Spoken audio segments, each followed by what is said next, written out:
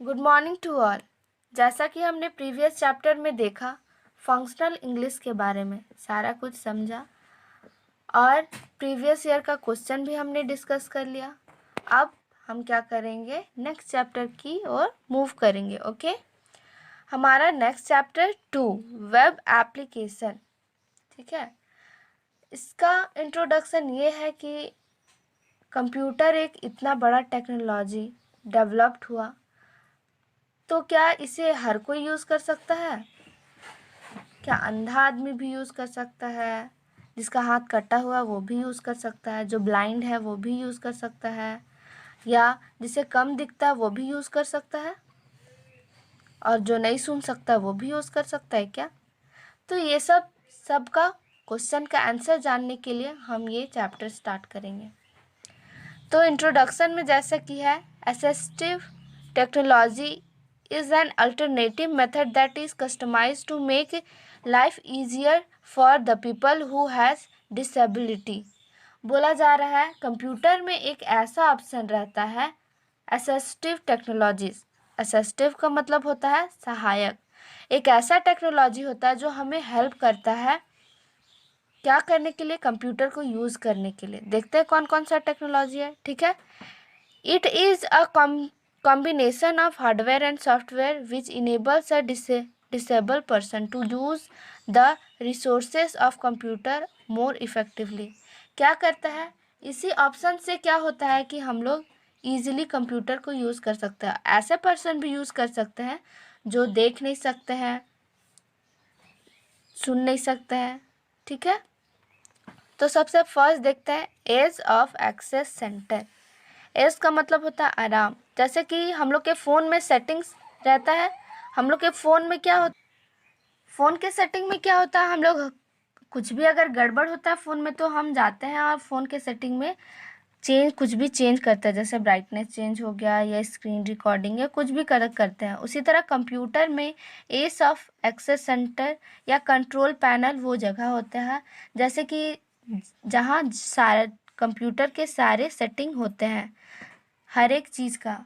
तो इसका डेफिनेशन देखें, it helps to locate the accessibility setting tool which make it easier to use the computer by customising the function of keyboard mouse etc। तो इसमें यही बोला गया कि हम लोग कंप्यूटर से रिलेटेड कुछ भी सेटिंग कर सकते हैं उसमें, जैसे कि हम लोग फ़ोन में करते हैं। ओके, तो हम लोग एज ऑफ एक्सेस सेंटर जैसे कि कंट्रोल पैनल में जाने का शॉर्टकट की क्या है, विंडो की प्लस यू की। ओके, विंडो की और यू की। ठीक है, जैसे ही हम इसे क्लिक करेंगे तो हम लोग क्या आ जाएंगे, एज ऑफ एक्सेस सेंटर में। तो एज ऑफ एक्सेस सेंटर में सबसे पहला हम लोग पढ़ेंगे स्टिकी की। स्टिकी की को समझने से पहले मॉडिफायर की को समझना होगा। मॉडिफायर की उससे बोलते हैं जो क्या होता है, कंबाइंड फॉर्म में रहता है।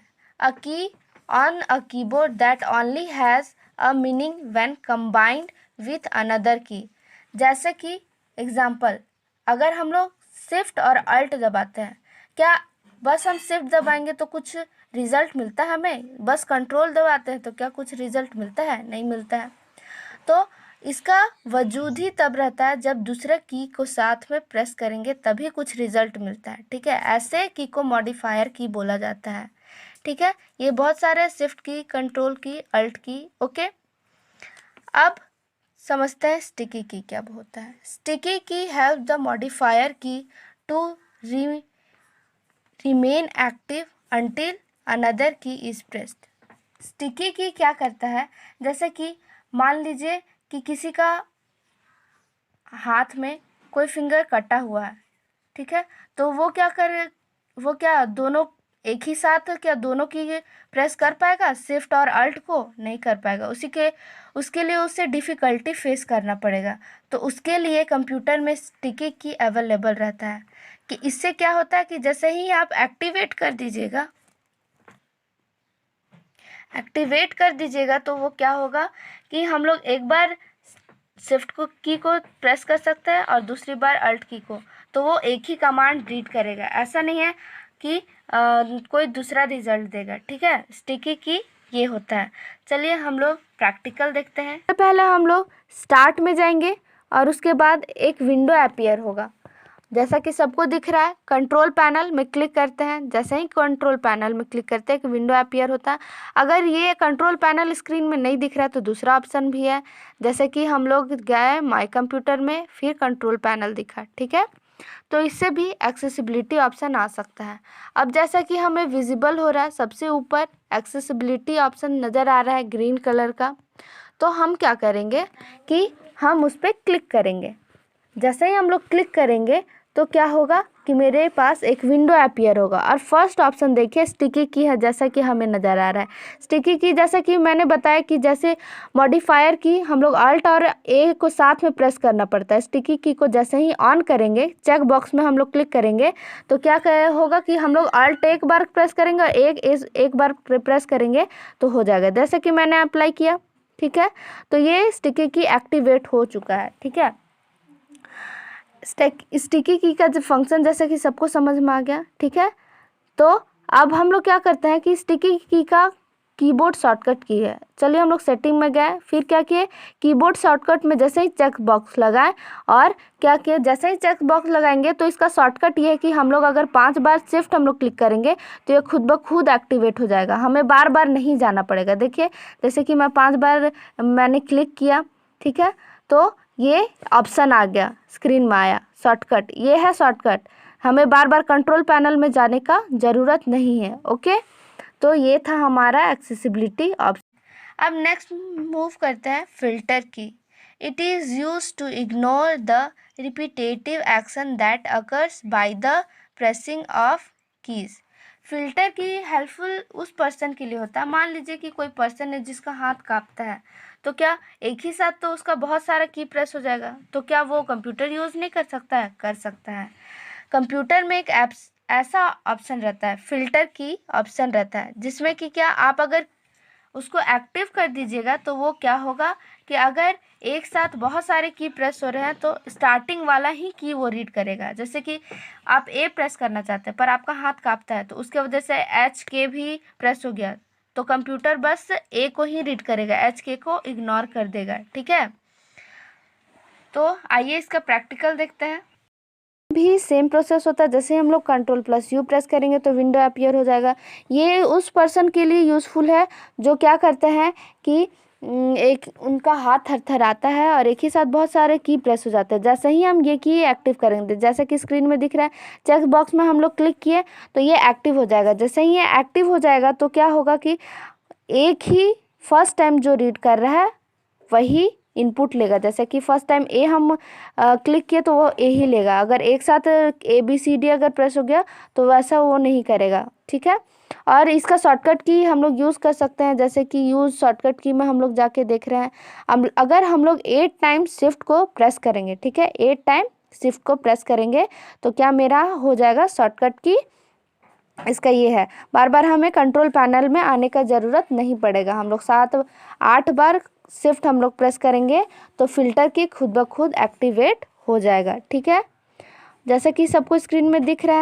नेक्स्ट मूव करते हैं हम लोग टॉगल की। टॉगल की क्या होता है? Toggle key are an accessibility option used for person who challenged by vision. Toggle key उसके लिए हेल्पफुल होता है जो देख नहीं सकते हैं।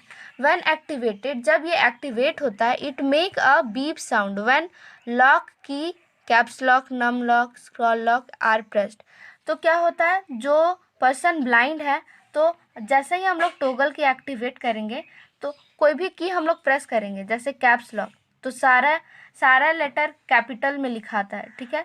तो क्या होगा, उसके लिए बीप साउंड प्रोड्यूस होता है, हाई साउंड प्रोड्यूस होता है। तो ये beep sound, high beep sound produce करता है। जैसे ही कैप्स लॉक हम लोग ऑन करेंगे तो क्या होगा, जो ब्लाइंड पर्सन है उसको पता चल जाएगा कि हाँ कैप्स लॉक ऑन हो गया है हाई बीप साउंड से। और जैसे ही लो बीप साउंड प्रोड्यूस होगा तो उससे ये पता चल जाएगा कि कैप्स लॉक ऑफ हो गया है, ठीक है। तो ये ऐसे हेल्पफुल होता है।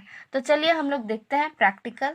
का भी सेम प्रोसेस है। जैसे ही हम लोग Ctrl+U प्रेस करेंगे तो विंडो हमारे पास अपीयर हो जाएगा, और जैसे ही हम क्या करेंगे, चेक बॉक्स यूज़ टॉगल की चेक बॉक्स में क्लिक करेंगे तो टॉगल की एक्टिव हो जाएगा। जैसे कि मैंने बताया, जिसे जो देख नहीं सकता है तो अगर ये हम एक्टिवेट कर देंगे तो क्या होगा कि जैसे ही कैप्स लॉक ऑन रहेगा तो एक हाई बीप सुनाई देगा, और जैसे ही कैप्स लॉक ऑफ हो जाएगा तो लो बीप। इसका शॉर्टकट की भी है।